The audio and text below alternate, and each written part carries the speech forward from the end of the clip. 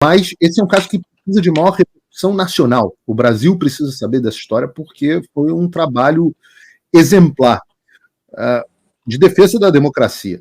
Eu queria que o senhor, se pudesse, explicasse exatamente o que aconteceu, começando por essa ordem de prisão.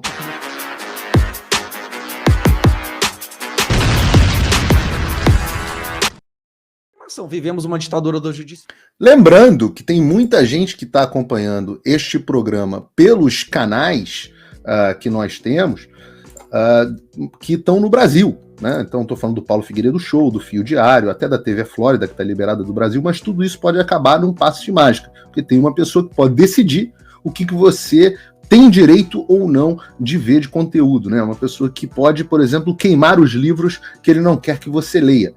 E isso só é verdade para aqueles que não têm o tal do VPN. Ah, mas Paulo, o que é o tal do VPN que você fala tanto? Eu estou vendo as pessoas aqui no chat falando, eu tenho VPN, eu tenho VPN. Eu até peço aí quem está vendo através de VPN, que fale aí no chat que está vendo através de VPN. VPN é um nome bonito para o inglês, Virtual Private Network, a rede virtual privada. E o que é isso? Nada mais é do que um aplicativozinho que você instala no seu celular e ele passa a esconder de onde que você está acessando o conteúdo. Isso te protege contra hacker, te protege contra ataques, te protege contra certas propagandas e protege também que alguém proíba você de acessar os conteúdos. Porque as minhas redes, eu digo que minhas redes estão bloqueadas, mas as minhas redes não é verdade isso. As minhas redes estão bloqueadas apenas para os brasileiros. Aliás, tem muita gente que muda a configuração de país do YouTube e passa a enxergar imediatamente o canal Paulo Figueiredo, original, oficial, que está transmitindo, inclusive essa live de hoje, deixa eu abrir aqui para ver quantas pessoas já tem, centenas de pessoas assistindo, tanto pelo meu Twitter, que está bloqueado no Brasil, quanto pelo meu canal bloqueado no Brasil. Então, você tem a possibilidade de se libertar. Você tem a possibilidade de decidir quem vai escolher o seu conteúdo, é você. E você pode fazer isso através do VPN. Eu, há muito tempo, recomendo, muito antes deles patrocinarem o canal, o Proton VPN. É, para mim, o melhor VPN, ele é o mais fácil de usar. Ele tem, inclusive, uma versão gratuita. Eu acho a paga ótima, vale cada centavo, $5 por mês, na versão, no plano de 2 anos. E isso é uma necessidade. Todo mundo que vive em ditadura precisa de VPN. Os chineses estão muitíssimo acostumados a usar VPN. Então, tem um link aqui na descrição que você baixa o Proton VPN, seja para Android, seja para iPhone, seja para Windows, seja para Mac. Você clica no botão e, pum, tá conectado. Escolhe até o país. Acho que na versão paga tem poucos países, na versão gratuita tem poucos países, na versão paga você pode escolher, estou acessando do Uzbequistão. E aí você vai poder, inclusive, acessar catálogo da Netflix, dos outros países que você não acessa, Netflix e outros serviços aí de streaming. Tem um link na descrição, se você clica no link da descrição para baixar, você ajuda o canal, e eu agradeço aí imensamente a parceria de vocês. Vamos falar do primeiro assunto, porque eu falo muito que no Brasil a gente tem um problema de falta de fortaleza, não fortaleza a cidade, mas fortaleza a virtude cardinal, né? Aqueles que são católicos, que lembram do catecismo, eu não sou, mas aprendi um pouquinho, aqueles que lembram do catecismo da Igreja Católica, lembram das virtudes cardinais, né? A gente tem a prudência, a gente tem a justiça, a gente tem a temperança e a gente tem a fortaleza. O que é a fortaleza, né? É a coragem, é a força, é a determinação para você fazer as coisas, para você se manter ali na direção que você acha. É a força, é a coragem. E eu acho que é uma virtude carente no Brasil. Em vários momentos nós estamos na situação que nós estamos porque as nossas lideranças se acovardaram, sejam elas no executivo, sejam elas no legislativo. Teve medo, faltou fortaleza para enfrentar o Supremo Tribunal Federal. Vocês podem lembrar, por exemplo, não vou nem falar aqui do Bolsonaro, coitado, que eu já bato tanto nele nesse quesito, que vocês já devem lembrar os exemplos, mas eu posso falar aqui, por exemplo, do nosso parlamento, quando confirmou a prisão do Daniel Silveira lá atrás, faltou fortaleza. Então, muito do que está acontecendo no Brasil é falta de fortaleza. E do outro lado, você tem uma figura, e eu falo isso sempre, nós temos que reconhecer as virtudes dos nossos opositores. O Alexandre de Moraes é uma pessoa extremamente virtuosa nesse aspecto. Ele é carente de justiça e de temperança, e está se tornando carente de prudência, e essa é a nossa esperança, porque cometerá erros, mas a ele sobra fortaleza. É o homem que se atreveu a fazer coisas que ninguém jamais tinha se atrevido. Quando eu digo que a sorte favorece o audaz, é exatamente disso que eu estou falando. Então, as pessoas com fortaleza. Muitas vezes você precisa da fortaleza para fazer o mal, e às vezes você precisa da fortaleza também para fazer o bem.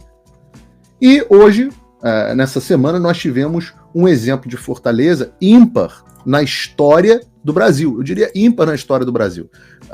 Eu vou trazer aqui para vocês uma notícia que é do... Vocês podem ver, todas as notícias praticamente que eu publico aqui são do Paulo Figueiredo Show, do portal do Paulo Figueiredo Show, que vocês devem entrar, mostro para vocês, já está no ar, está com muitas notícias, o link aqui na descrição, www.paulofigueiredoshow.com.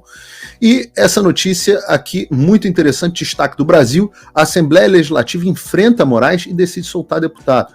A Assembleia Legislativa do Espírito Santo decidiu soltar o deputado que foi preso por determinação de Moraes por descumprir medida cautelar. A Assembleia Legislativa do Espírito Santo deu um balde de água fria no ministro Alexandre de Moraes, por esmagadora maioria, decidiu soltar o capitão Assunção, do PL, Partido do Presidente Bolsonaro, do Espírito Santo, preso por determinação do magistrado do Supremo Tribunal Federal na última quarta-feira. A votação em plenário ocorreu nessa quarta, dia 6/3, ontem. Foram 24 votos a favor da soltura e 4 pela manutenção da prisão e uma abstenção, a do presidente da casa, Marcelo Santos, do Podemos. Naturalmente, por presidir a sessão. Com isso, a Assembleia publicará o decreto legislativo e enviará um ofício para o Supremo Tribunal Federal comunicando a decisão. Dessa forma, o Supremo deverá fazer, o que diz a lei, o encaminhamento da soltura às autoridades policiais. Policial militar, capitão Assunção, está preso preventivamente em um batalhão da corporação, está aqui a foto dele, por descumprir a determinação judicial ao usar as redes sociais. A determinação judicial era da censura. Censura de um parlamentar, que já se tornou rotina no Brasil. Nós temos hoje, por exemplo, um senador da República, o Marcos Duval, que está com as redes sociais bloqueadas simplesmente porque ele revelou informações que se comprovaram verdadeiras a respeito do Alexandre de Moraes. No despacho que determinou a prisão, Moraes destacou postagens feitas do deputado no TikTok direcionadas ao STF. O presidente da Assembleia Legislativa, Marcelo Santos, detalhou a sessão. Vou assinar imediatamente, via malote eletrônico, uma resolução direcionada ao Supremo Tribunal Federal. Ela suspende os efeitos da prisão preventiva do capitão Assunção. Até os deputados contrários à soltura, de forma republicana, colaboraram para que eu pudesse conduzir o processo até aqui. Ressalte que foi a vontade de uma maioria esmagadora, eram necessários 16 votos pela soltura, houve 24. Vamos encaminhar a decisão ao Supremo para que ele cumpra o que está na Constituição Federal e solte o parlamentar. Essa foi a primeira vez que a Assembleia Legislativa do Espírito Santo voltou à soltura ou à manutenção da prisão de um parlamentar. Na história recente, a Câmara dos Deputados manteve em 2021 a prisão do Daniel Silveira por ataques verbais a ministro do STF. Já a Assembleia Legislativa do Rio de Janeiro soltou em 2017, antes de tudo isso, o Jorge Pisciani, na época que era acusado de esquema de corrupção. Diferentemente do procedimento correto, contudo, a Alerj enviou o ofício diretamente para o presídio em que ele estava, em vez de acionar o Poder Judiciário. Tá aqui, você pode acompanhar a notícia na íntegra do Paulo Figueiredo Show. E para conversar sobre esse assunto conosco, eu trago o próprio presidente da Assembleia Legislativa do Estado do Espírito Santo, o deputado Marcelo Santos. Deputado, deixa eu colocar ele aqui na tela. Deputado, muito obrigado por ter aceito o meu convite, obrigado por participar aqui do Paulo Figueiredo Show, com enorme audiência. Esse é um caso muito conhecido no seu estado do Espírito Santo, eu sei que isso tomou os noticiários aí do Espírito Santo, eu tenho conversado muito com o senador Magno Malta sobre o caso, ele tem dado bastante repercussão também nas redes sociais dele, mas esse é um caso que precisa de maior repercussão nacional. O Brasil precisa saber dessa história porque foi um trabalho exemplar de defesa da democracia.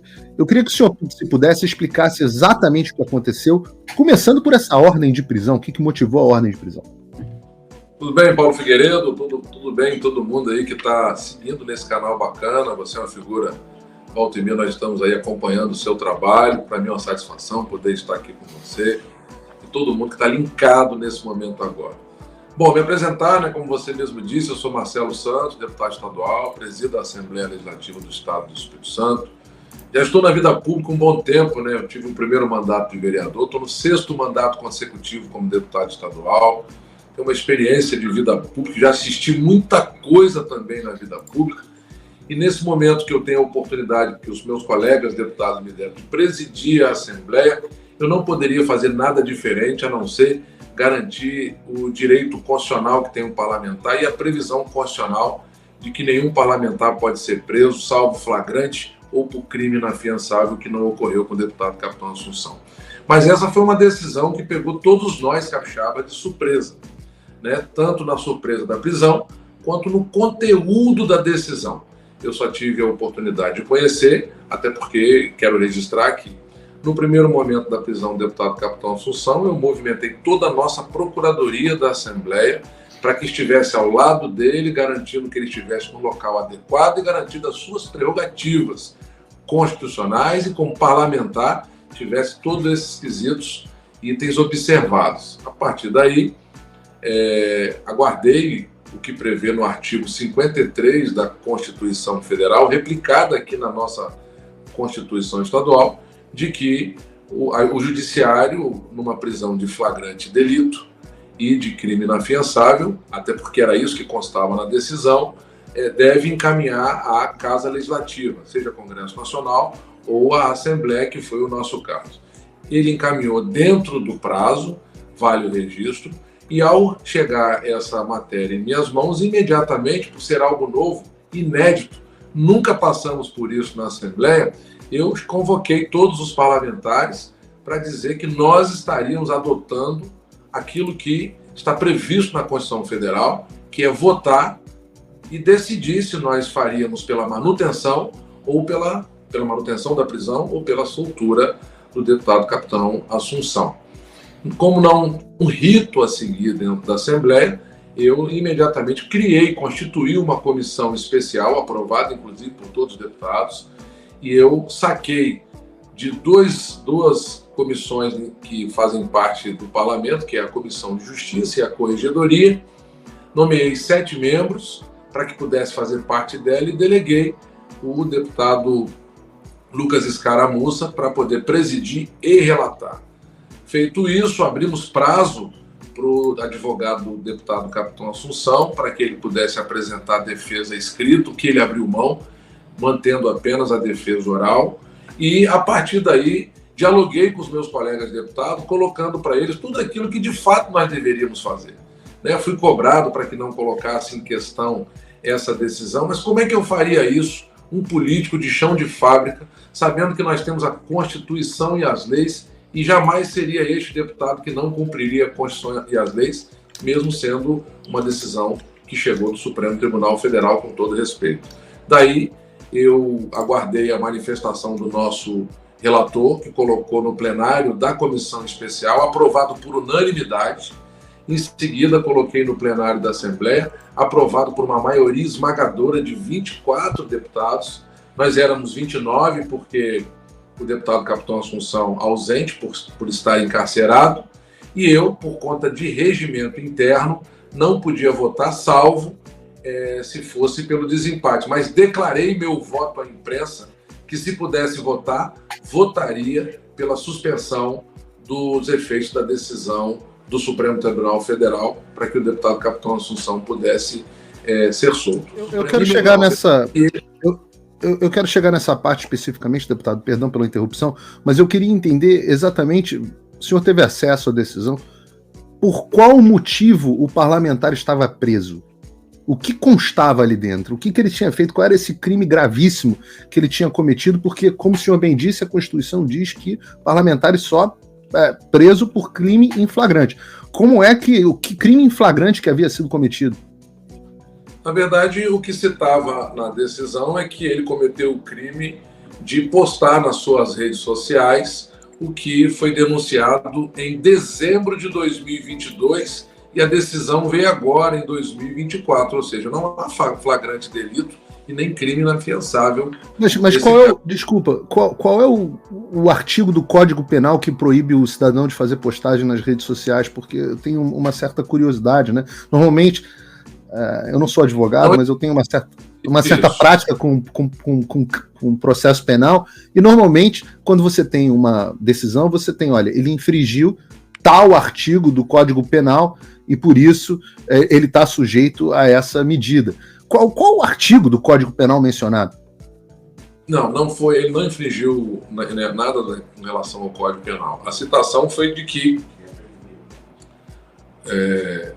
Desculpa, qual é o artigo do Código Penal que proíbe o cidadão de fazer postagem nas redes sociais? Porque eu tenho uma certa curiosidade, né? Normalmente, eu não sou advogado, mas eu tenho uma certa prática com processo penal, e normalmente, quando você tem uma decisão, você tem, olha, ele infringiu tal artigo do Código Penal e por isso ele está sujeito a essa medida.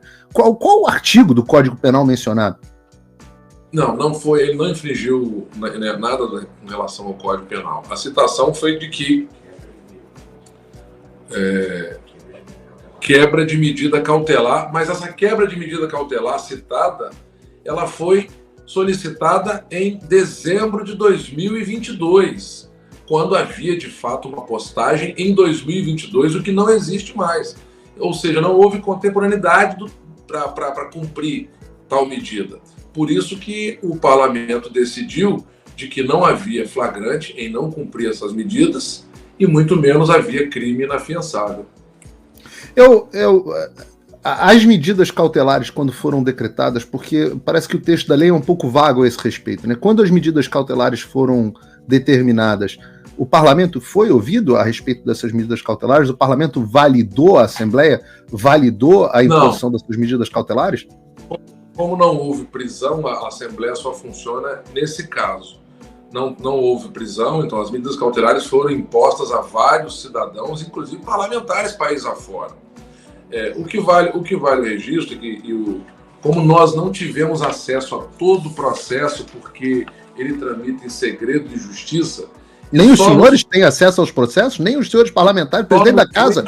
A decisão do ministro Alexandre de Moraes, e sobre ela nós nos debruçamos. Como a Constituição é muito clara de que nós não devemos, ao julgar um deputado preso, adentrar a enfrentar a decisão ou meramente o processo, a decisão de fato ela é política, isso é o que prevê a Constituição Federal, nós decidimos politicamente com um mínimo de embasamento, dentre eles, que não há a contemporaneidade para tal prisão. Ou seja, porque não houve flagrante e muito menos cometeu crime inafiançável. E houve pressão? Os senhores sentiram algum tipo de pressão política dos tribunais dentro da Assembleia para reverter esse tipo de votação? Eu prefiro não citar aqui de onde vieram as pressões, mas as pressões foram muitas. Mas eu tenho um compromisso com a minha Constituição, que é estadual, e um compromisso com a Constituição Federal e as leis, e assim eu segui. A única pressão que eu devo sofrer é a de cumprir aquilo que está escrito no texto constitucional, e assim eu cumpri. Mas não causou estranhamento vir uma pressão no sentido da manutenção de uma prisão de um deputado? Não causa estranhamento, pressão nessa direção? No meio político, naturalmente, pressões acontecem, né? Mas eu já estou acostumado, meu couro já está curtido. Mas não é uma matéria, né? Eu entendo pressão a respeito de vamos votar uma lei que beneficia alguém ou prejudica alguém, ou que afronta a agenda ideológica de um dos campos políticos. Isso é muito normal na política. Mas a pressão pela manutenção da prisão de um parlamentar é muito esquisita, você não acha? Não, tô tantos anos aí na política, já tinha visto esse tipo de coisa. Ela é, no mínimo, esquisita, mas como eu disse para vocês... É uma situação sui generis, né? Se vocês repararem, é uma situação sui generis. Isso nunca tinha acontecido na Assembleia Legislativa do Espírito Santo. A gente tem um exemplo na Assembleia Legislativa do Rio de Janeiro, contra um caso de corrupção do Pisciani, que era realmente uma figura, digamos assim, bastante conhecida no Brasil, mas... nós temos algumas novidades aqui, né? Esse enfrentamento de uma Assembleia é uma novidade, e agora nós vamos ver como que o Alexandre vai se portar, porque normalmente os tiranos não gostam de ter a sua decisão revista. E o que é muito interessante, muito articulado, o deputado foi muito bem na entrevista, mas é interessante que ele mostra que ele não tem recurso algum, caso o Supremo Tribunal Federal diga que o caso vai ser anulado, que a decisão é nula, ou por qualquer motivo que seja, um princípio constitucional, impessoalidade. Os caras arrumam um princípio constitucional e podem anular. Eu não estou dizendo que vai acontecer, mas estou dizendo que caso aconteça, não há nada que possa ser feito. E essa é a característica de uma ditadura. Essa é a característica de uma ditadura, repare. É inegável isso. E isso é que precisa chegar e ser ouvido pelo mundo. Não só você tem um cerceamento de um parlamentar, do direito dele falar, como você tem a prisão dele por se atrever em 2022 a publicar algo no tipo, afrontando a Constituição que fala em flagrante delito apenas. E aí você tem uma Assembleia que cumpre a Constituição, manda um ofício e não sabe, fica ali na esperança, na expectativa do ditador supremo do Xandaquistão decidir se vai ou não cumprir a decisão. É uma coisa absolutamente de maluco, uma coisa só regime ditatorial mesmo.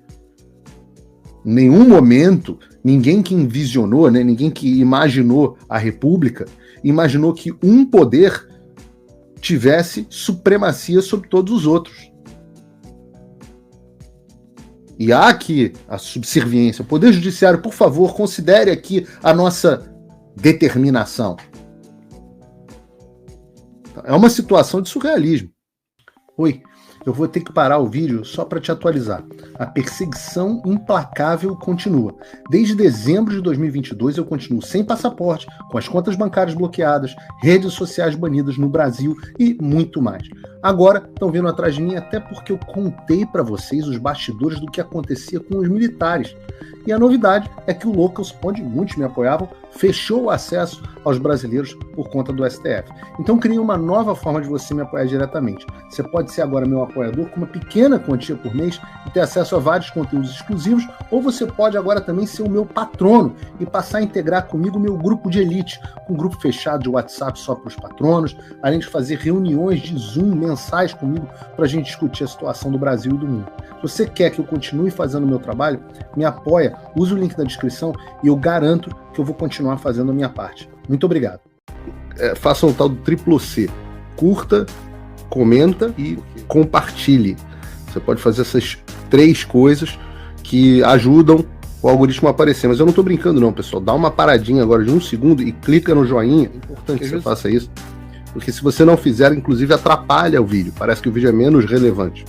Também faço aqui o meu convite da minha parte para você assinar a plataforma do Fio Diário e começar a acompanhar uma plataforma realmente livre e que vai dar oportunidade das pessoas falarem o que pensam e dizerem a verdade. Se você não incentivar um veículo de mídia independente como esse, quem vai fazer por você?